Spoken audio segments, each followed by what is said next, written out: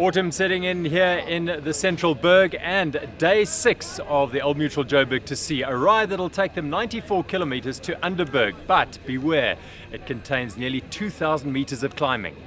The remaining riders in the journey to the sea were greeted by cool, misty dawn that cloaked Lebanon, Cleopatra and Erskine peaks above Glengarry Resort.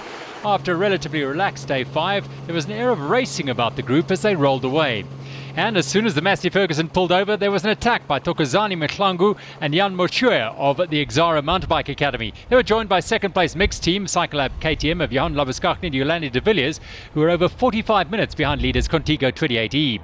After turning onto the Loteni District Road, the quartet drove the pace hard on the descents, at one stage opening up a gap of close on 2 minutes on the chase pack. By 35 kilometres, their moment in the spotlight was over as race leaders Team 360 Life led RCM on the early slopes of the 5-kilometre climb to the Carters Hill summit. Third place Fed Group iTech Connect were in trouble, with Jacques Rousseau battling a stomach bug and losing touch with partner Brandon Stewart. Kevin Evans and David George were clearly focused on racing, and by the Camberg Farmers Association water point, the high point of the entire race, they'd opened up a significant gap on the chasers. On the exhilarating but treacherous 14-kilometre descent into the Luteni Valley, RCM were joined by Stewart and Nico Bell of Transact Pro, whose partner Javik Kombrook had abandoned at the start, and they rode on the limit in an effort to close the gap. The leaders got their shoes wet as they crossed the Ntlantimbi River before they set about the day's second big challenge, the Death Valley Climb, a 4-kilometre struggle up rural jeep and tribal tracks that wove across a steep hillside to Murray McLean's farm and Highland Nook. Mixed leaders Eric and Ariane Kleinans worked hard and overhauled Labuschagne and de Villiers and were in familiar territory as leaders. The rough drop out of the forest was dealt with smoothly by the top teams.